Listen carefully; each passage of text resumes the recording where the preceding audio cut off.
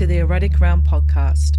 I'm your host, Em, a psychosexuality nerd with a background in psychology and a 24/7 lifestyle kinkster. Here on the Erotic Realm, we delve into the depths of erotic psychology, unpacking the mysteries of desire, the stories that shape our sexuality, and the unique ways we connect with ourselves and others. My mission is to create a space for introspection, education, and open conversations that not only challenge how we think about eroticism, but also humanize kinksters by sharing authentic stories and insights into their lives. Before we get started, I'd just like to take a moment to thank you for so much for tuning in and supporting me from the very beginning. We're now 1 month deep into the podcast, and it's been quite the ride so far. This is my first adventure into podcasting, so I'm learning as I go, but I promise it's only going to get better from here. If you enjoy what you hear, don't forget to follow the show and leave a rating. It helps more people discover the erotic realm. Before we get started, I'd like to just take another moment to thank today's sponsor, Adult Bliss. Adult Bliss is Adelaide's ultimate destination for kink and sexual wellness. Just a 10-minute drive from the CBD, Adult Bliss has proudly supported the kink scene for years, offering the best selection of gear, including unique, locally made treasures you won't find anywhere else. But they're more than just a store. Adult Bliss is Adelaide's top-rated sexual health and wellness hub, with expert advice, a blog packed with insightful reads, and monthly kink and sexual health workshops that keep things exciting and educational. Whether you're exploring new fantasies or looking to deepen your sexual wellness journey, they've got you covered. Visit adultbliss.au and use the code eroticrealm25 for a cheeky discount of 15% off and a free gift. Now it's time to introduce today's guest. The following is a conversation with Kay, an erotic fiction writer whose journey into BDSM began through the world of fan fiction. What started as fantasy on the page has now become a deeply personal exploration of submission, power exchange, and self-discovery. Kay is a service-oriented submissive and slave who navigates the complexities of a kinky identity while being married to a vanilla partner. She shares how submission has become a source of therapy, structure, and emotional balance, particularly in managing her mental health. In this episode, we discuss the intersection of writing and desire, the therapeutic aspects of submission, and how Kay balances her dual worlds of fiction fantasy and real-life kink. Get ready for a thought-provoking deep dive into the power of storytelling, words, surrender, and self-acceptance.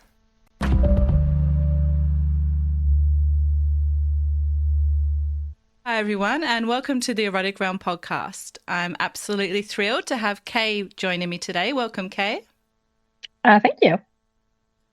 So, welcome. I'd love to jump straight into the heart of things and explore your unique erotic realm. If I asked you to describe your sexuality, Kay, how would you put it into words?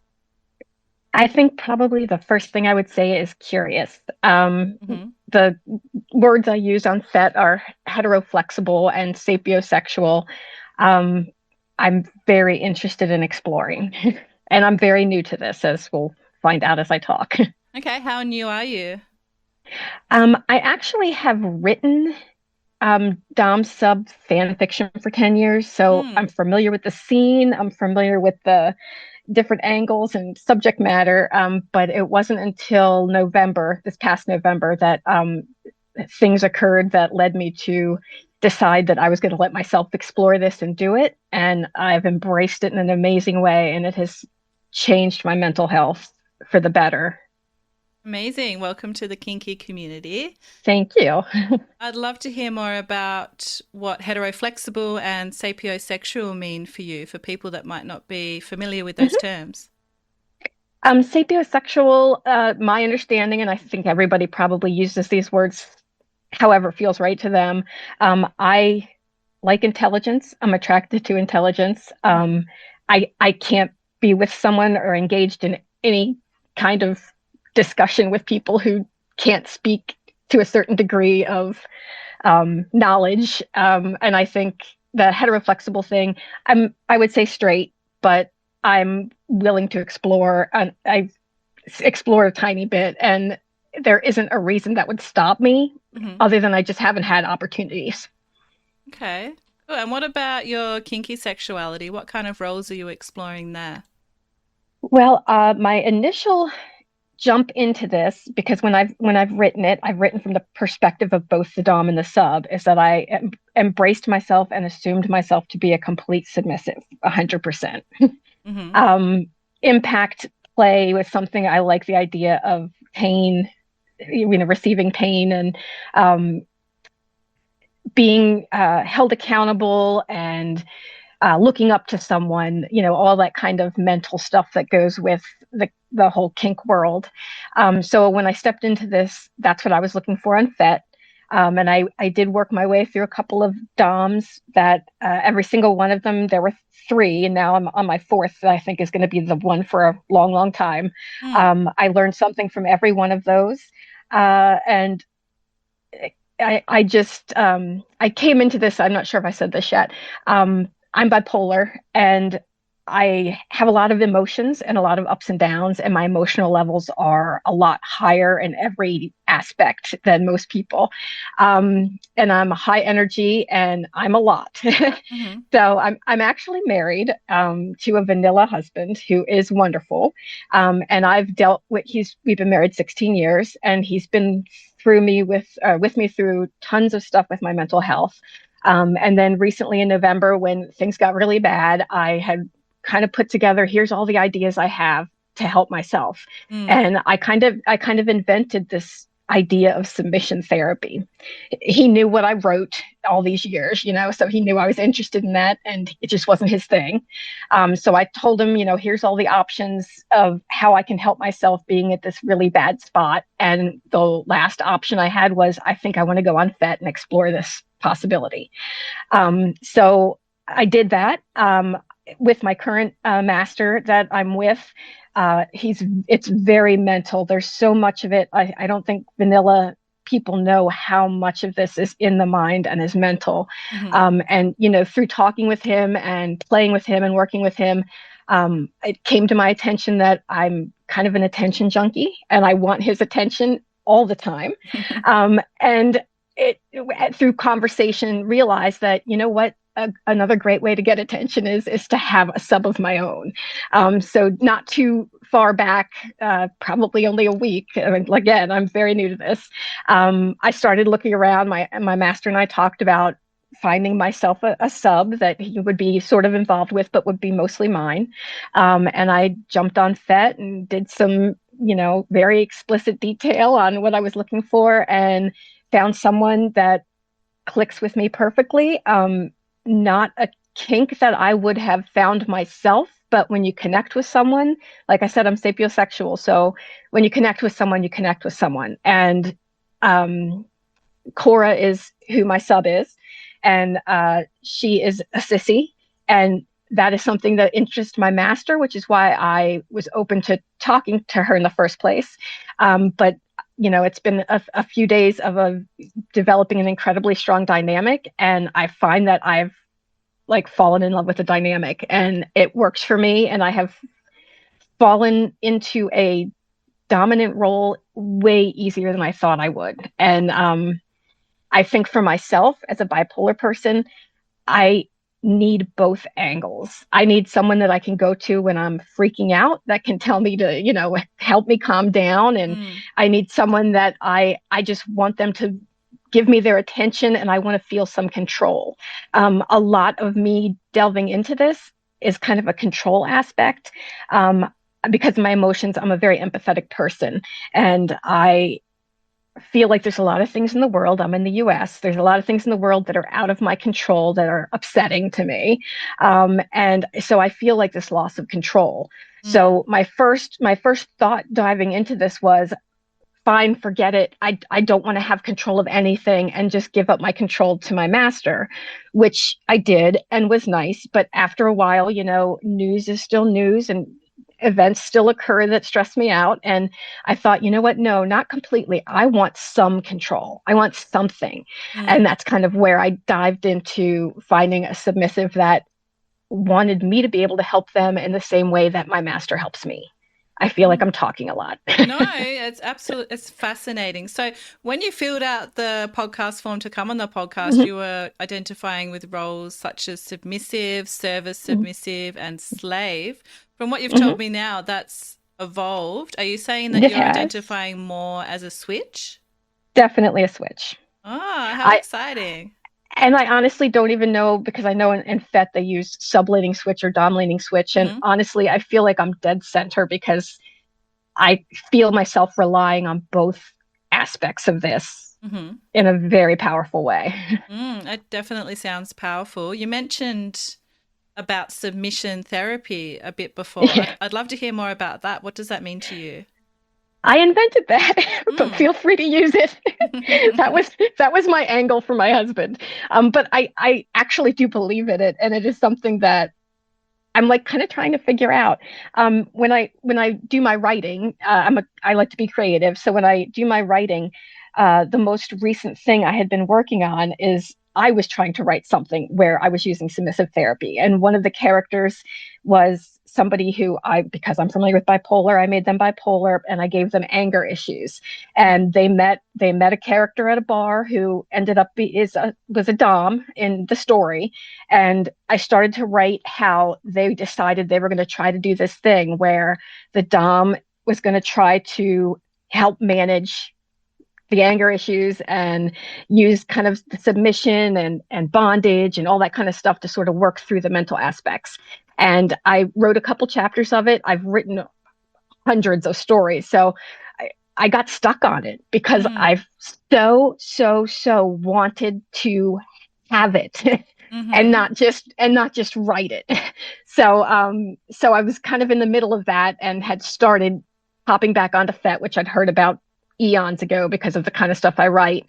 And again, it wasn't until November that I gave myself permission to go ahead and do it. Beautiful. So how did you end up in the kink area through your writing? I guess emotions play a lot to me in kink and Mm-hmm. everything really.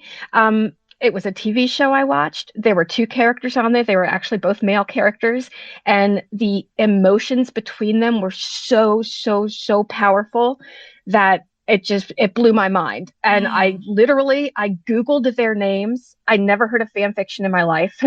I Googled their names and saw that you can write about these things. And of course, I don't know how familiar you are with fan fiction, but it's got a reputation of being really kinky.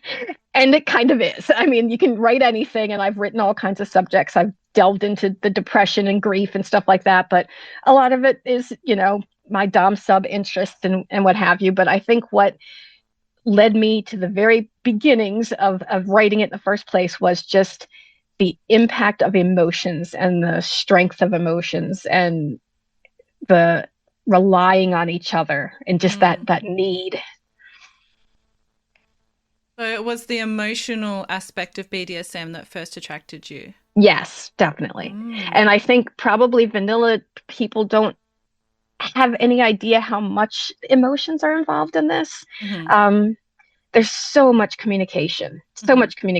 And, even in just my little tiny bit of experience so far, I'm, I have better communication with my submissive and my master than I do with anyone else on the planet in all the years I've been alive. And I'm 51. Is that the most So, surprising aspect of BDSM to you? I think so. I think so Mm-hmm. because I don't question anything. I never sit there. I have anxiety and I worry. I don't sit there and go, God, I wonder if I should say this. I wonder if I should say that. Or, what are they thinking about this? I just ask, I say, they say. Everyone that I've explored with here um, has made a point of saying communication, and honesty, Mm-hmm. which I think is probably surprising to a lot of vanilla people that honesty plays such a part too. Mm-hmm. Now, as part of the podcast, Kay, I like to explore a quote around sexuality. Okay. And today I'd like to ask your viewpoint about a quote from Somerset Maugham, I hope I'm pronouncing that correct, who was an English novelist and short story writer. He's Okay. renowned for works such as Of Human Bondage. I'm not sure if you've come across his work before. I have not. Yeah, and his quote is, "My own belief is that there is hardly anyone whose sexual life, if it were broadcast, would not fill the world at large with surprise and horror." Do you do you think this is true? And as a writer of erotic fiction, do you believe all writers on some level draw from their authentic sexuality when creating their work? I love that quote. Okay, that's Mm-hmm. fantastic. I think I think if people are honest with themselves, they would be shocked at embracing what they truly feel and think. Mm-hmm. I think society makes us all feel like we have to think and act and do a certain way. Um, I'm gonna use a quick quote too if I can. It's Please. my uh, it's actually from my submissive. Mm-hmm. When we were starting to get to know each other, she had said she talked about some divorces and such, and she said I decided I was going to explore relationships how I wanted and not how normal society says we should. Mm. And so I think that there's a big impact that society, and I think a lot of it's based on religion, that there's just this overarching thing of what's acceptable and what's not acceptable. Mm-hmm. And I always often think that if people would just relax their minds and not think about these fictionalized constraints that aren't rooted in anything real. Mm-hmm. I mean, if there's consent, anything is okay. If it's, you know what I mean? It's Mm-hmm. I actually do feel bad when I think of how a lot of people don't believe they have the ability or right to feel the way they feel. Mm-hmm. Yep. Yeah, it's really powerful exploring your authentic sexuality. Yes, yes. Mm-hmm. I'm so happy that you're on this journey. And me too. You've described discovering your fascination with BDSM before you even had the words for it. Can you share Yeah. what drew you to these dynamics so intuitively, even as a young person? Um, I don't know. I Mm. That's a good question that I'm not prepared for. That's okay. That's okay. um, It's fine to not know. These things are really hard to understand where they come I from and when yeah, they, yeah, where they yeah. begin. Yeah, I mean, I think for a long time, even younger, I was interested in the more taboo aspects, and Mm-hmm. maybe part of that is just the whole concept of taboo and bucking the system, or doing what I'm not supposed to do, or Mm-hmm. whatever. But for a long time, a really long time, I didn't think there was an option to try these things that would pop into my head. Mm. One thing that I go to a lot, like what's the first thing I would want to do is kind of like a spanking therapy thing. My master and I have talked about that a lot. And, while both of my relationships are online, I'm open to, they're both far away, but I'm open to, exploring things in a more in-person way, especially with the spanking part. Hard to Mm-hmm. do that online. But I think too, I think because I'm bipolar and I sort of have an open mind about things, I let myself imagine. And to me, like, the whole pain and pleasure thing, you can't have one without the other. I mean, to really embrace pleasure, to me, thinking just of impact play particular, um, if you don't have pain to compare it to, then the pleasure isn't as pleasurable. I don't Mm-hmm. know if that makes sense. I don't know if that makes sense. It does make sense. Yeah, you definitely, it's great to experience both pleasure and pain and compare the two. So, yeah, I'm really And happy that you highlighted that. I think too, part of it is because I have a lot of issues with emotional pain, Mm, that to put that to put it into physical pain is easier for me than to keep it in for emotional pain. mm, So it's another sort of psychological thing in my whole submission therapy thing I'm giving myself. mm-hmm. Yeah, so let's go into submission and mental health more. You've Okay. mentioned that submission brings you peace, calm, Mm-hmm. and clarity as someone with bipolar 2. Mm-hmm. How does submission help you regulate your mental health? And How has this dynamic changed your relationship with yourself? I like myself a lot better now. Mm, Actually, I'm more accepting of myself and I'm more tolerant of myself. mm-hmm, Um, as in my submissive role with my master, I get stressed out about a lot of things. I am a very, uh, like I said, emotional person, politically active person, and empathetic person. So sometimes things will happen that I have no control over, but I'm so emotionally invested that I almost want to explode. I don't know if a side note, I am a cutter, so that my explanation of that is that my emotions get so big that I feel like I'm going to explode like a balloon unless I let a little bit of air out. mm-hmm, So that my now I won't have to do that. I feel like I can let that air out by letting myself go, letting my master take control. Um, and then at the same time, like I explained before, I feel like I still want to have some control over things. mm-hmm, And a lot of it, like I said, is there's so much emotion to it. And I've always wondered with my Dom, what do you get out of it? I don't understand. Like I kept trying to have him explain to me, why do you want to be a Dom to me? Because it feels like you're just my therapist listening to me complain all the time. And his answer is that he likes feel being responsible and he likes feeling needed. He likes the neediness. mm, And now that I still didn't get it. I'm like, what's all that all about? I just don't get it. But once I started kind of transitioning into trying this myself, with my submissive chorus, she is almost needier than me. And mm-hmm, I am really needy. And mm-hmm, I love it. And it makes me feel so good and it makes me feel so important. And I get it now. So, and it was funny because when I first started this journey, I heard of switches, never understood it. I never wrote a story with a switch in it. It was always mm, clearly delineated a dom or a sub because to me, I couldn't imagine wanting both or being both. mm-hmm. And I mean, that's my sweet spot. It's where I just fell into, and it's where I'm always going to need to be. Fascinating. So you've never written about switches before. Does that mean you might Nope, write about one in the future now that you're maybe. experiencing it? Mm-hmm. Maybe my master talks a lot about us writing together. So he's Mm-hmm. sapiosexual too, and he's very smart. Both my master and my sub are intelligent, good writers themselves, and so yeah, there's a lot of things I can do now. Mm-hmm. Have you happened to watch the movie The Secretary at all? The kinky I movie? have, and that's Yeah. the thing. Mm-hmm. That was the first thing I forgot about that. Mm-hmm. That I stumbled upon that movie in the middle of the night when I was way, way younger. I'm not even sure what year that movie was, but it has to be old. It is old now, um, yeah. yeah, and I had never seen anything like that in my entire life. I was flabbergasted. I was up in the middle of the night in front of the TV, my jaw Mm-hmm. agape, Mm-hmm. just absolutely shocked. And I got it and I wanted it. And I think there was one moment in that movie that still to this day stands out at me as the moment I was like, wow, the passion and the emotion and the intensity of this. I'm also an intense person and I like the Mm-hmm. intensity of all of these kinds of relationships. Was when she was basically tying herself to the desk and wouldn't move and Mm-hmm. peed herself.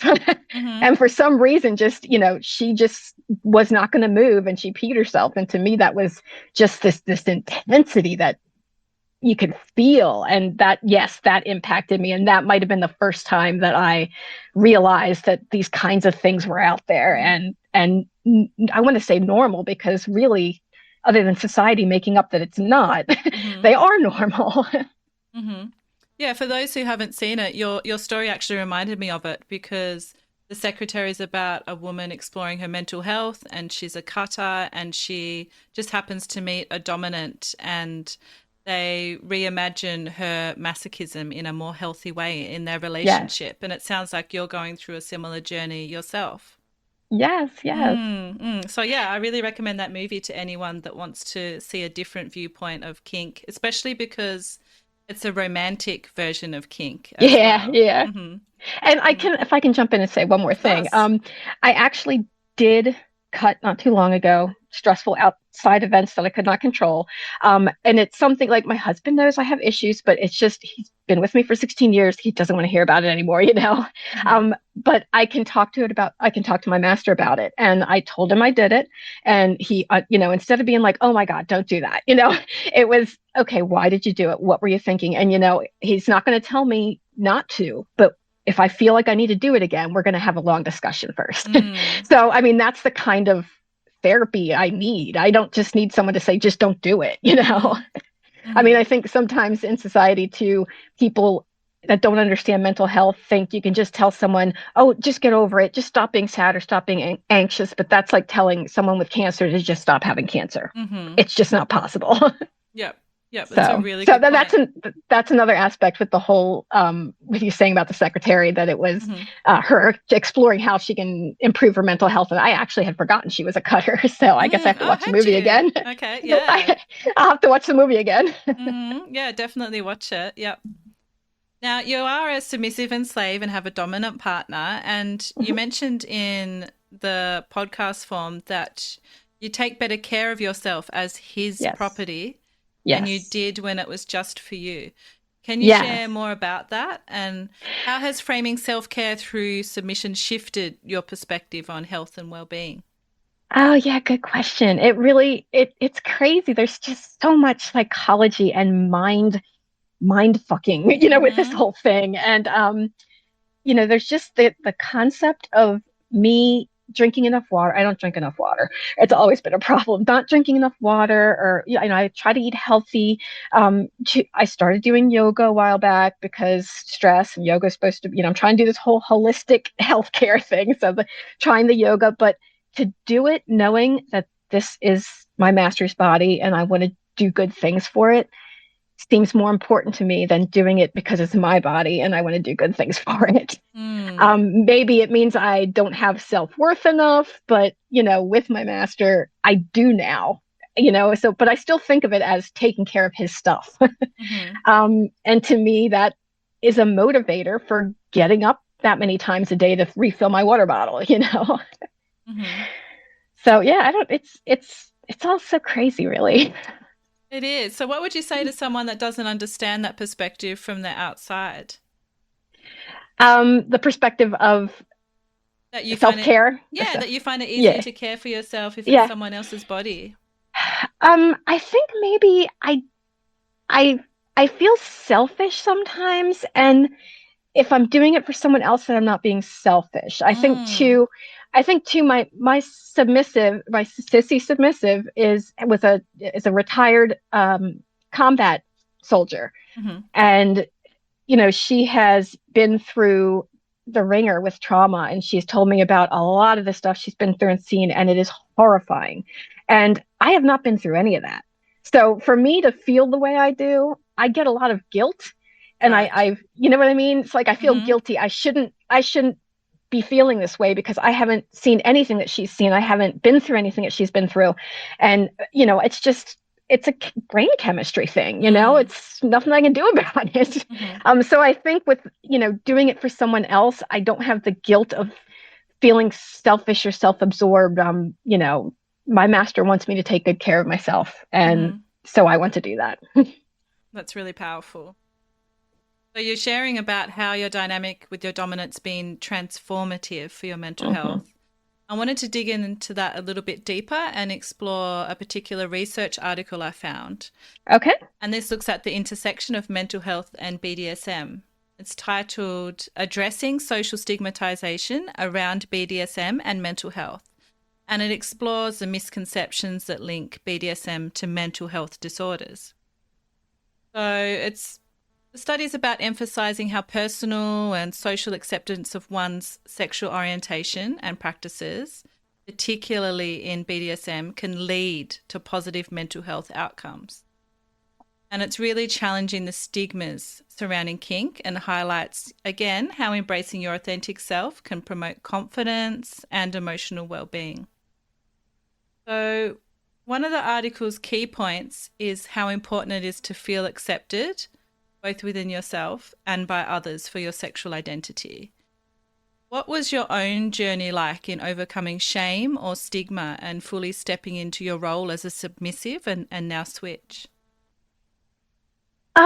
You know, I since I don't identify as a dom or sub in the real world, Mm. I think people I know would be absolutely flabbergasted that I Yeah. am involved in any of this whatsoever. Mm-hmm. Um, but I think it I love that the article exists, and I probably have Mm-hmm. read it because I have Googled a lot about mental health and BDSM because the whole concept of it helping me has been in the back of my head for a really long time, longer Mm-hmm. than I started working on that story. Um, I think I think everybody feels better if they can be themselves. Yeah. And I will go back again to my sub. She's embraced feminine pronouns, and wearing pink and wearing panties, and that has literally helped her headspace. It makes her feel more comfortable and safe, and to have gone through what she went through and found something like this to Mm-hmm. take comfort in is like, what is wrong with this then? Like, what is wrong with any of this if it's Mm-hmm. making people feel better? And even with me, having my master that I can feel centered, and I can, I've usually got 15 thoughts going on my head at once, and to sit with my master and focus on him and do what he tells me to do centers my head into one place, and it is like taking a deep breath after you've been holding your breath way too long. Mm-hmm. So, I mean, to me, I would love to see more articles and more research like that because, you also see the stuff on the internet that says you're nuts if you do it, or you know what I mean? Like, the Mm-hmm. people who are into this are crazy and should be put away or whatever. I just think, again, it's a society thing, and it's a shame that we all have to feel like we have to hide ourselves. So, what do you think needs to change in how society views BDSM? I that's a great question. Mm. I don't know. I don't know if it can be fixed. I mean, Mm-hmm. I feel like the epitome of the problem is, and your show is fantastic, by the way, and it's, it revolves around psychology and philosophy of this whole thing. I think a lot of it has to do with religion, not to like pull religion into all this, but so many of these taboos are because God said this or whatever. Mm-hmm. And I just think that, this social construct of what certain group of people deemed okay and not okay has permeated the entire world, and poisoned us all to think we can't want what we want, or that it's wrong to have certain feelings. I mean, feelings are feelings. Mm-hmm. You have them. My master tells me all the time, feel your feelings. So um, I think religion is a big problem for a lot of things, and no offense to anyone who has a religion or Mm-hmm. subscribes to that. It's I just feel like that portion of it. I mean, it's good if you have. I'm agnostic, but if you have a religion that you feel comfortable in, and part of me having a master's, because I mean, it's almost like a worship thing. Like, I have somebody I have faith in now, and I think Mm. if you have this, religion that feels right for you, that's fine. And if it tells you to feed the poor, that's fantastic. I mean, that's a great religion. But if it tells you you can't love someone because they have the same body parts as you, then to me, what is that? What is that? Why are you Mm. having that religion? It just doesn't even make sense. Mm-hmm. One. So, for those who might still be struggling with the shame or stigma tied to exploring BDSM, what advice would you give them based on your own experiences, Kay? I wish I had some. Mm-hmm. Anyone who's listening to this hopefully has listened to your other episodes, and the gentleman last one that I listened to, Mark, I think you said, Mm-hmm. has decades of experience in the scene, and he would definitely be able to answer this better than me.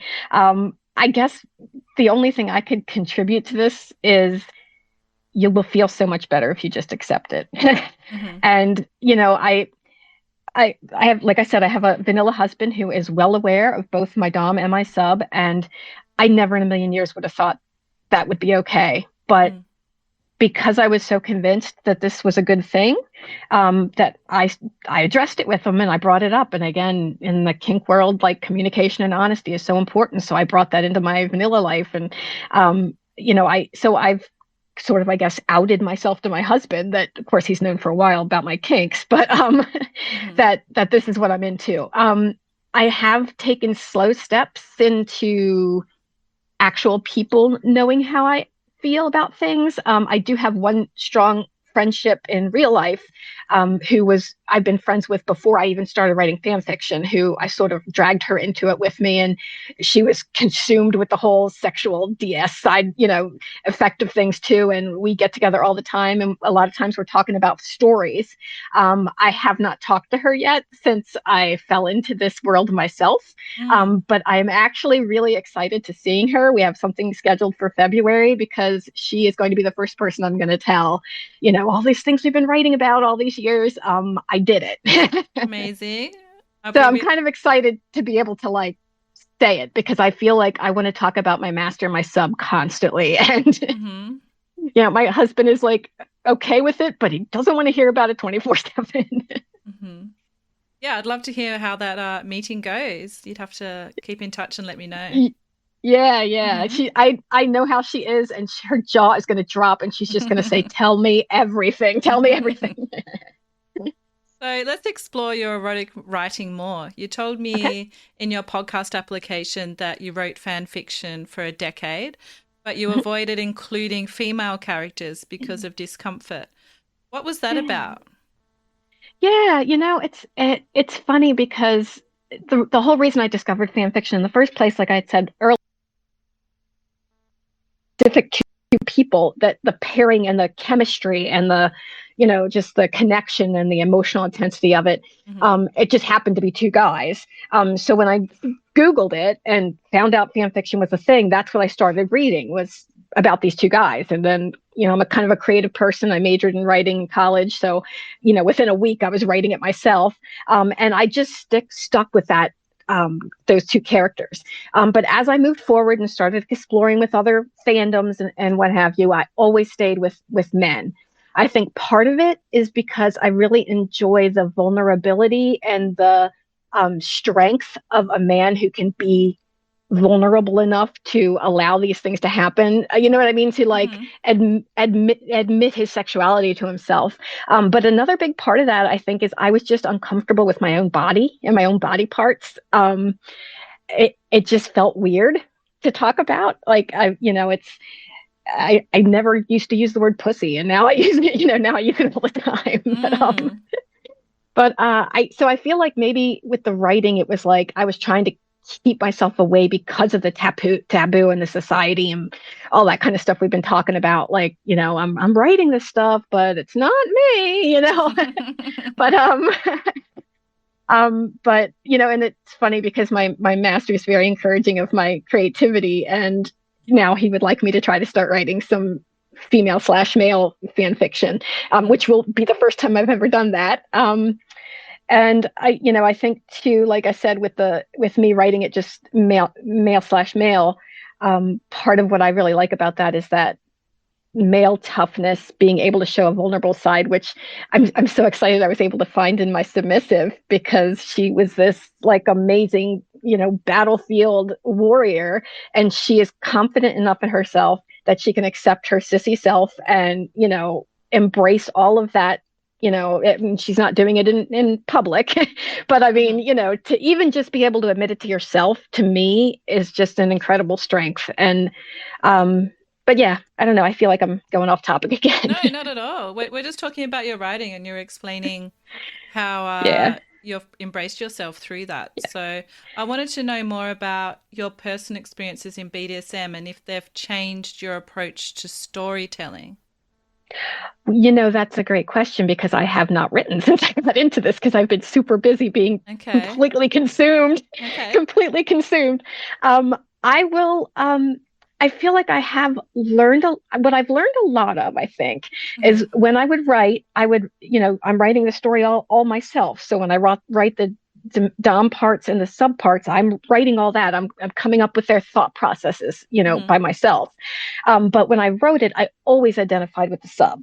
I think maybe because of my pain kink and because of I just don't have the confidence, I think. And I like, I just like to submit. I feel like submission is like a deep breath, So I've learned a lot from my dom, and I've learned a lot of myself now in a dom role, where I feel like I would probably write a little differently now, because I understand, like I had mentioned, my master's sort of obsession with that. He loves the responsibility, and he loves having someone so needy and need him so much. Like, I never wrote those two things. You know what I mean? It never dawned on me that was such a big turn on, that in itself was a kink. So I think I am kind of learning some things that I will eventually bring to writing. Certainly anytime something is happening for real as opposed to fiction on a page, it's going to make an impact. Definitely. Let me flip the question around for you. Do you think storytelling is an important aspect of BDSM? I do, because so many of the scenes are basically a little story. Again, I haven't had my first in-person play yet, but I am planning to eventually get involved somehow, even if it's just like a 1 or 2 time here or there. But a lot of this is imagination and creativity. So I think they kind of coincide a little. You have to be a little creative to be in the BDSM scene, because you can't find a lot of these kinks or ideas or thoughts just out in the real world, because it's so taboo. So you have to kind of use your imagination to be like, what would sort of get me off? What would. So I think, yeah, it kind of does go both ways. So speaking of taboo, you mentioned in your podcast application that the infamous Marquis de Sade has influenced your current thinking. Yes. What about his work resonates with you, and how do you reconcile the philosophy of his writing with your personal kink journey?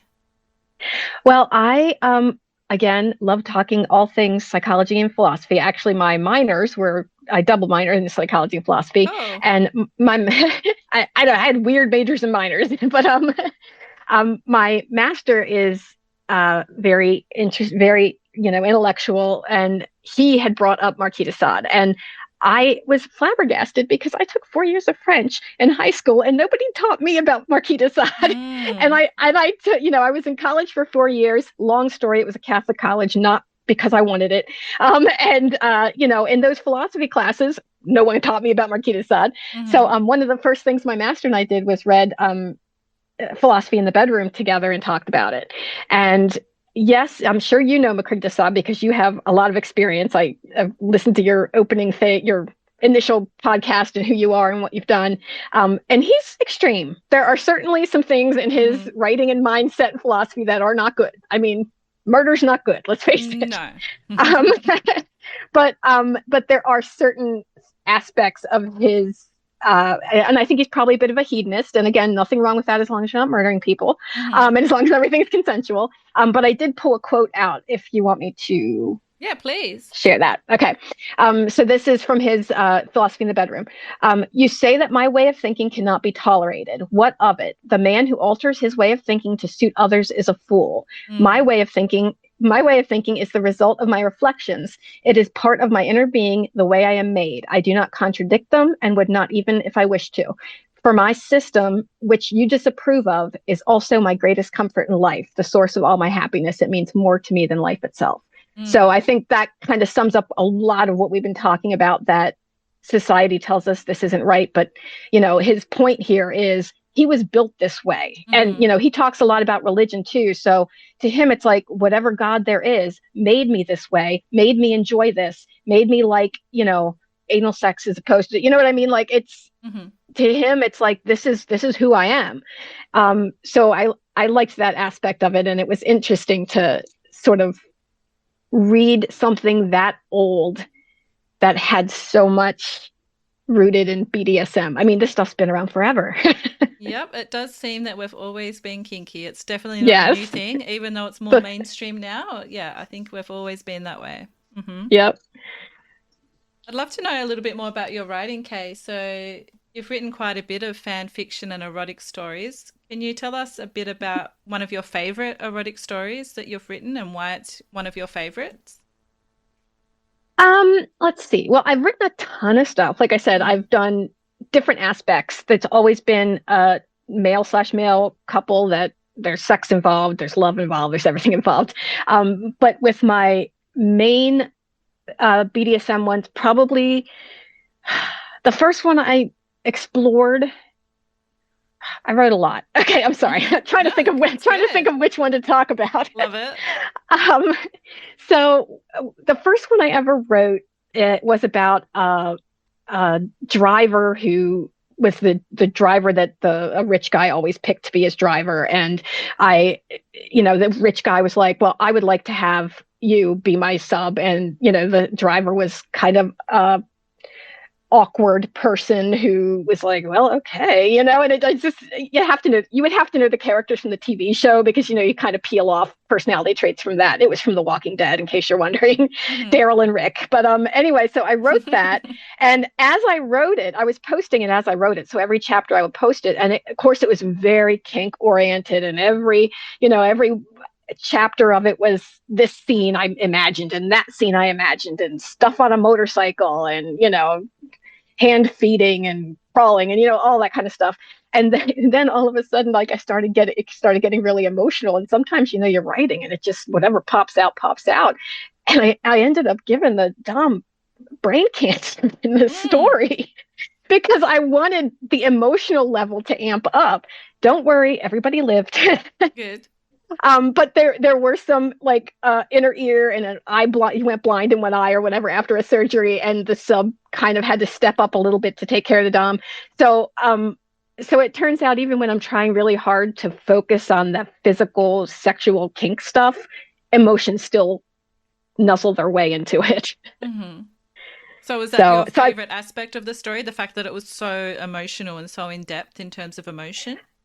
I think what I liked about it is that it showed people how much emotion there can be. A lot of people, I've written a lot, so I had a lot of people that would follow me, and I'd always love getting the messages and the feedback. And a lot of it at the beginning of writing that particular story was like, "Oh my God, this stuff is always so awesome," and how hot, and yada yada yada. But once I started like playing into the illness thing, people were like, oh my God, this is amazing. I can't believe this. And they were able to see, like, if people were there just to read the kink, they were sucked Mm, into it and forced to realize that the kink has emotional aspects to it. So I think what I liked about that story is that I could sort of wrap them both together hmm. and show them that they don't really stand alone. I mean, I don't know. I'm new to this. Maybe there are kink scenes where there is no emotion, but what draws me to kink is the emotion. So for me personally, that's kind of Hmm. a priority for it. Hmm. You've mentioned a few times that you've been married to a vanilla partner for quite a long time and he's Yes, supportive but not yes, involved in the lifestyle. yes. Can you tell us more about how you navigate this dynamic? What boundaries have helped you maintain both your marriage and your kink life? Well, again, it was just since November that I started diving in. Hmm. My husband has known I have written ridiculously BDSM-y kind of a fan fiction, and he knew the exact two characters from the show that I Hmm. wrote it about. And I think um, I love my husband. He has been with me through so much. And I think for him, he just wants me to be happy and he just wants me to feel good and he doesn't want me to be stressed out. And when I sat him down and said, I told him already that I was talking to people because I had started writing that one story I mentioned where I was testing this submissive therapy idea. So he knew I was kind of talking around to people. And when I sat him down, the other week and said, I had a list of all the different things I think I can do. And I mean, suicide was on the list, mental hospital. Mm. There's a procedure now where you can use magnetic therapy on your brain, and there's Hmm. hypnotherapy and ketamine therapy. And I ended that list with this submission therapy idea I have. And I said, I've been talking to this Dom and I he's like a therapist. I said, I don't have to wait a week to talk to someone that during that period of time, that hour I have at a therapist's office, I might not have anything to say. If I'm freaking out at 5 o'clock in the evening on a Thursday, I have someone I can message, you know what I mean? And if he can't get back right away, he will get back, So I think, my husband's like, I told him this, and, as soon as I started saying, okay, the submissive therapy concept I have, and he just goes, is this going to end with me with a whip in my hand? And I said, no. I said, no. And he goes, okay, wait, is this going to end with me with a bit in my mouth? And I was like,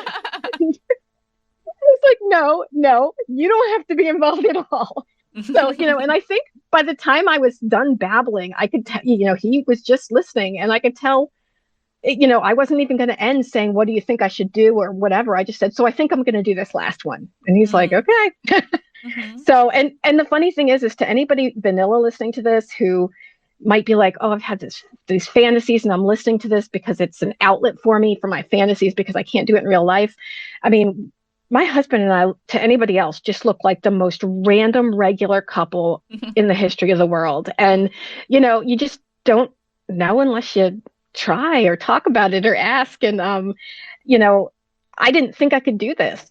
For the longest time, it was like, well, I can't do it. I'm married and this, that, and the other. And it's not society, yada, yada, and whatever.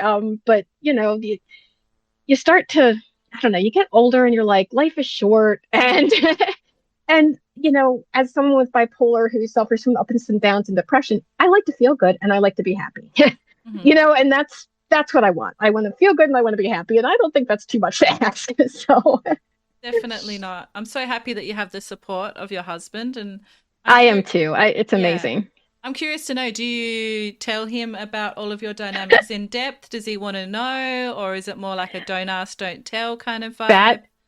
That is such a cool question. Let's see. So for a while there, I was just a sub. And I tell him a little bit about my master and what he does and stuff like that. He's like a biochemist. So, I'm all like, oh, he's so smart, Love it. So he was aware of that, but I didn't go into it. And I did tell him, oh, I'm not going to stress you out today with this current event that happened and upset me because I already talked to my master about it, So I'm kind of trying to show him that I know I'm a lot. I'm too much for one person, but I'm just the right amount for three people. So, and then now that I have my sissy sub, I had to tell my husband because he was the 101st Airborne, and she's got this amazing backstory, and she has given me insight into what that's like. And I'm a very curious person who always wants to understand things. And I have never been and will never be in combat. And to be able to hear her tell these stories, they're awful. And, it's horrible. But fascinating, if that makes sense. And she's been through all this, and I was dying. I told my husband right away. I was like, okay, new dynamic. I said, I know you don't want to hear all about this because he doesn't. And even with my fan fiction, sometimes I'd start telling him about a story, and I'd be like, never mind. I know you don't want to hear it. He's accepting, but whatever. So I started telling him the other night. I was like, just so you know, I have another dynamic. I got a sub now, and I have got to tell you about her. And he was actually really interested because what kind of guy isn't interested in hearing about something like that? So I do talk to him a little about it. He knows what I'm doing right now. He's like, well, I come home at 5. Hopefully the dog won't bark. Make sure you bring a blanket downstairs if you're doing it because it might get cold. So that's so sweet. So. I also have a tradition on the podcast, Kay, where I ask you a question sourced from one of the listeners. Okay. And today's listener question is, do you think you will explore kink for the rest of your life? And if so, why? Absolutely, 100%. It has made an enormous impact already. And I don't know how foolish I sound because, again, I'm new. And man, I would love to sit down with Mark from the other week and just talk, or talk to you for hours and hours and hours. But I have found this connection with my dom and my sub. All three of us are very, very invested in the mental and emotional dynamics and the long-termness of it. So to me, I am operating with both of them as if this is going to be a very, very, very long thing. and both of them are doing the same. Um, at this point, I can't imagine not having these aspects to my life. It'd be like missing an arm. Mm. At this point, this is me. So So that's your. hopefully it's with, yeah, go ahead. Oh, I was just going to say, so that's your future self. Looking forward to what you have to Yes. experience. I'm Yep. curious about your past self now. We all have those unforgettable moments that stand out in our erotic journey. Can you share a peak erotic experience that has felt especially transformative, powerful, or meaningful to you? Hmm. Let's see. Well, okay, this isn't necessarily a positive, but the one thing that popped into my head is the first person that I explored around with being a dom, Mm, with being my dom. Again, I appreciate all of them. I've learned good things from all of them. But the first one was very didn't want me on set talking to anybody else, and wanted me, beck and call, and some people want that kind of dynamic, but I am very needy, and mm, I let myself dive into this. I wanted attention, and I needed it. With bipolar, one of the side effects is hypersexuality, and at that particular time that I let myself do that, I was very much in that state of mind, and I needed what I needed, and that's why I was there. And he wasn't available a couple times, and I went on vet and talked to somebody else, and I told him about it. And the second time I did it, I had told him, I was like, I am doing this for a purpose. I need, you know what I mean? Like I have to do something. And he told me that I am fucked up and I need help. oh, And and that was a pretty bad hurt. I did learn a lot of good things from him, so I don't ever want to disparage anyone completely. mm, But to me, I was like, wait a minute, I'm fucked up and I need help. We're all here on FET. I don't think I am. So for some reason, I think that lit a fire under me to be like, no, no, no, I'm not. But I think it could have potentially stopped me. mm, So I think that was a transformative moment because I suffer with this mental illness. Not a lot of people know about it, but the people who do know I've suffered from it for a long time. So for someone just to tell me like that, you're fucked up and you need mm, help, that hurts me. mm-hmm.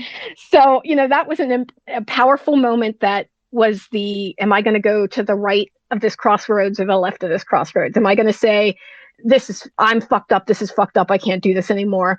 Or am I going to say, no, no, I know what I need. And this guy was not what I needed. And that's why I kept going back on FET to Mm-hmm. find the right thing. So I think that probably was maybe my most it's only been a little bit of time, but that has been Mm-hmm. my most transformational moment because it gave me a second to step back and say, okay, wait a minute. Should I be doing, is this working? Should I be doing this? And the answer was, yeah. Oh yeah. Well, I'm sorry that he spoke to you that way, and Nah, I'm yeah, really, it is what it is. yeah, I'm really glad that it didn't stop you, and I'm so glad that you're still in the community. So what's the next adventure for you in terms of your erotic realm? I am gonna keep on playing with my master and my sub, Mm-hmm. and my master and I have talked about exploring a hybrid thing. I'm in southern Pennsylvania, he's in North Carolina, and Cora, my submissive, is in Colorado. I have not spoken to Cora about that yet, if that was anything she'd be interested in. But I will ask her if that's something she'd be interested in. Mm-hmm. Anything in real wasn't my original intent. One of my hard lines or hard no's was no in person. But the more emotionally connected you get with people and the more comfortable you get with people, and the fact that my husband's been so supportive Mm-hmm. makes me think that, why not? Maybe I can try some of this stuff in real life, So who knows? We'll see what Mm. happens. Sounds like there's a lot of fun ahead for you. I think there will be, yes. So thinking about your sexuality and your erotic journey and where you are at the moment, Kay, if you could sum it all up in one word, what would it be? Enthusiastic. Mm-hmm. I In love. both directions, in both dynamics. Enthusiastic dom, and I'm an enthusiastic sub. Mm-hmm. And Well, I just want to learn more. yep. Yep. I hope that happens for you, and it sounds like it will. And I look forward to reading your erotic writing when you get back into it Oh, as thanks. well. I think it will Thanks. be really fascinating. I'd like to thank you for being so open and sharing yourself with me and our listeners today, Kay. Thank you. And thank you for doing this podcast. Thank you again. I'm Em, and this has been the Erotic Realm podcast. If you enjoyed today's episode, I'd love it if you could follow the podcast and leave a rating or review. Your support means the world to me, and it helps the Erotic Realm grow and reach more people who may benefit from hearing the inner world of fellow Kinksters.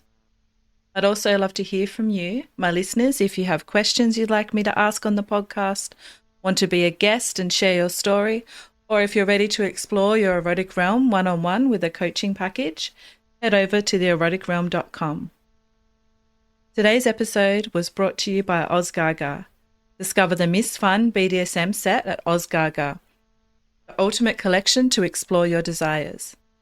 This premium set includes silky cuffs, a blindfold, a playful paddle, and more. Everything you need to ignite passion and connection, whether you're just starting or ready to level up. With OzGaga, you can explore safely, discreetly, and with total confidence. Visit ozgaga.com.au today and let the adventure begin. Thank you so much for listening, and as always, stay perverted.